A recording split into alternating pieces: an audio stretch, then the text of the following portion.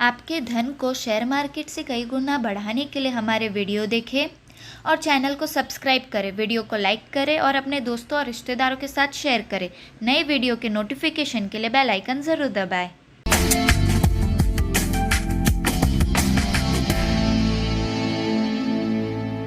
नमस्कार, F&O की पाठशाला में आप सभी का स्वागत है और इस पाठशाला में हम वायदा बाजार को समझने की कोशिश कर रहे हैं और मेरे साथ जुड़े हैं जी बिजनेस के managing editor Anil Singhvi. Anil ji, Nifty के बारे में हम सीख रहे हैं, उसके बाद निफ्टी फ्यूचर्स की तरफ हम बढ़ रहे हैं, लेकिन निफ्टी जो है ये इसकी शुरुआत कहाँ से हुई? क्या मतलब निफ्टी अगर 10,800 आज है तो क्या ये कभी एक अंक था? ना, एक नहीं था, 1,000 था।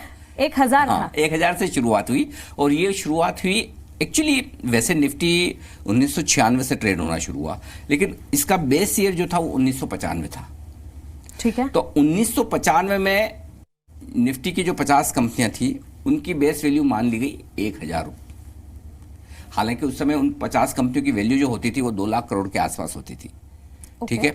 उस 2 लाख करोड़ को अब आप देखिए, सिंपल चीज है, अब आप पूछेंगे 2 लाख करोड़ थी तो 1,000 क्यों कर दी? हाँ, है ना, सवाल आना चाहिए ना मन में। ऐसा था तो 1,000 ही क्यों शुरुआत? अब अगर 2 लाख करोड़ की वैल्यू और 2 लाख करोड़ के इंडेक्स बनाया जाए तो इंडेक्स मतलब गिनने में ही पसीने आ जाएंगे भाई। मुझे लगता है वो शुरुआत थी तो फिर लोग तो बहुत ज्यादा मतलब इंडेक्स बढ़ते ही जाएगा ना। अब आप फर्ज कर जस्ट देखिए, जब 1995 में निफ्टी बना तो निफ्टी की 50 कंपनियां मिलकर 2 लाख करोड़ की थी और आज खाली एक टीसीएस 7 लाख करोड़ की है।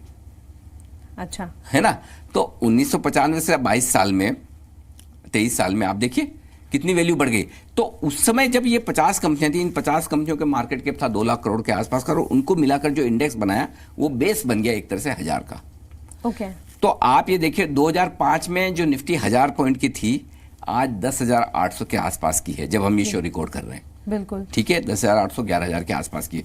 तो 11,000 की यानी कि आप देखिए 1995, 2005, 2015 यानी कि 23 साल में 11 गुना हो गई निफ्टी। और क्या ऐसे कह सकते हैं कि तब वो 50 कंपनियों की जो वैल्यू थी आज वो एक कंपनी की वैल्यू हो रही है उस हिसाब से? नहीं, वो एक अलग चीज है, वो आपके इंडेक्स में दिख रही ना भाई। वो जो 50 कंपनियों की वैल्यू जब 1,000 थी वो 11 गुना हो गई। आप ऐसा देखिए। ठीक है, कैसे? अब आज अगर आपको निफ्टी की वैल्यू निकालनी है तो कैसे निकालेंगे? 50 कंपनियां तब भी थी, 50 कंपनियां आज भी है जी। राइट। आज का जो मार्केट कैपिटलाइजेशन है सारी 50 कंपनियों का फ्री फ्लोट के बेसिस पे, जो हमने पिछले एपिसोड में बताया था, पिछली क्लास में बता दिया। हाँ, तो वो फॉर्मूला बता देता हूँ।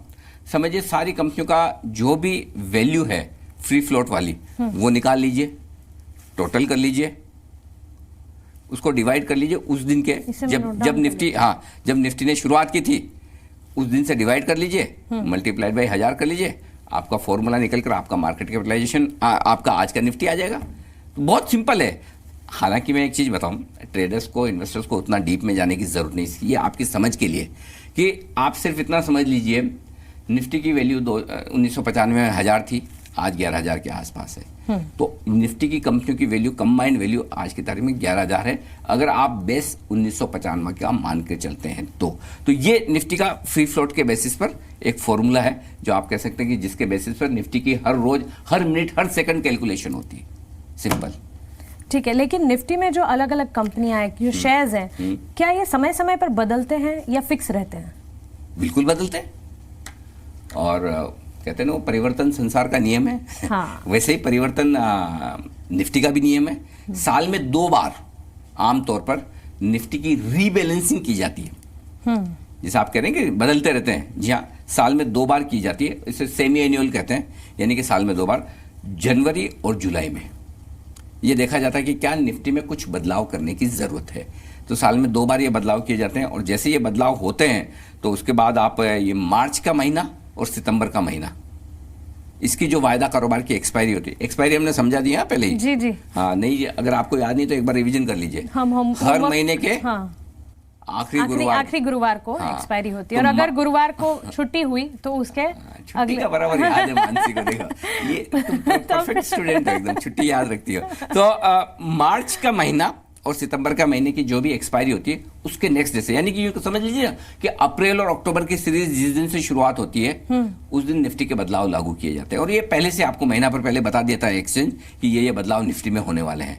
ठीक है, तो निफ्टी में डेफिनेटली बदलाव होते हैं, शेयर अंदर आते भी हैं, शेयर बाहर निकलते भी हैं, उनके अलग अलग क्राइटेरिया। अच्छा, तो ये रीबैलेंसिंग कंपनी के परफॉर्मेंस के हिसाब से होती है, अगर परफॉर्मेंस खराब है, कंपनी की परफॉर्मेंस नहीं, उसके क्राइटेरिया अलग है। जानना चाहती हैं? जी, मुश्किल है, दिमाग लगाना पड़ेगा। तैयार है? तैयार है। 6 क्राइटेरिया है। 6 क्राइटेरिया। निफ्टी में कोई भी शेयर अंदर या बाहर होता है, उसके 6 क्राइटेरिया। कैसे? सबसे पहले तो ये है कि जो निफ्टी में वही कंपनी आ सकती है जो हिंदुस्तान की कंपनी है। अच्छा, जो हिंदुस्तान में रजिस्टर्ड है वही कंपनी निफ्टी में आ सकती है। मसलन समझिए, आज हमारे हिंदुस्तान के कई सारे शेयर बाहर रजिस्टर्ड, बाहर ट्रेड होते हैं, जैसे इन्फोसिस, टाटा मोटर्स, इनके एडीआर जीडीआर ट्रेड होते हैं ना। कल को कोई फेसबुक, कोई गूगल भी तो हिंदुस्तान में आके लिस्ट हो सकता है। जी, हो सकता है ना, लेकिन वो निफ्टी में शामिल नहीं होगा क्योंकि वो इंडियन कंपनी नहीं है। तो वो कंपनी इंडिया में रजिस्टर्ड होनी चाहिए, इंडिया की कंपनी होनी चाहिए, वही निफ्टी का हिस्सा बन सकती है। तो पहली कंडीशन तो ये है, वो इंडिया की होनी चाहिए। दूसरी कंडीशन, वो कंपनी जो टॉप 100 शेयर हैं निफ्टी के या एनएससी के कह दें, जिसको निफ्टी 100 इंडेक्स भी बोलते हैं, उनमें आमतौर पर ये 100 शेयर आई जाते हैं। उन 100 शेयरों में से वो शेयर हो सकते हैं जो वायदा कारोबार का हिस्सा है। अगर कोई स्टॉक वायदा कारोबार में नहीं है तो वो निफ्टी में नहीं आ सकता।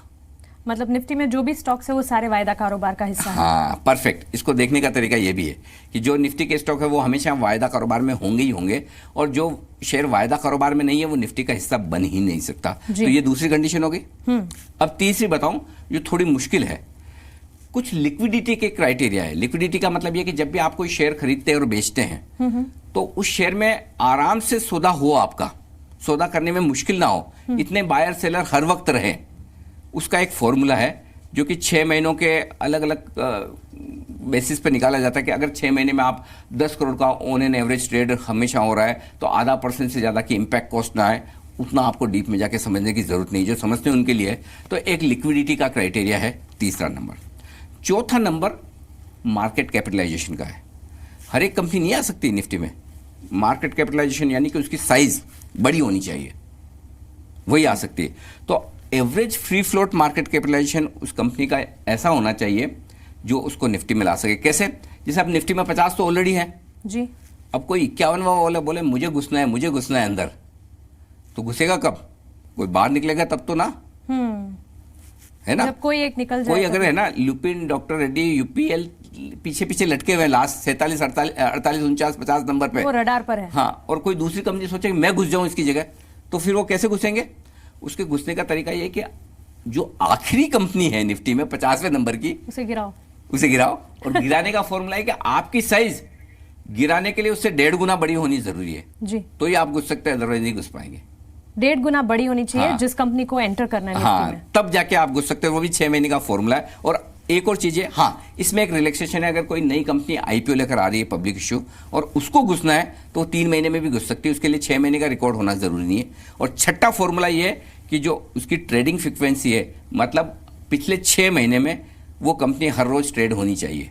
वो तो होती है, अब इतनी बड़ी कंपनी तो उसमें ट्रेडिंग तो रोज होनी है। तो ये 6 अलग अलग क्राइटेरिया है जिसके बेसिस पर कोई स्टॉक निफ्टी के अंदर आ सकता है। इन 6 क्राइटेरिया को अगर आप इसमें से एक भी पूरा नहीं करते हैं, जगह नहीं मिलेगी निफ्टी में।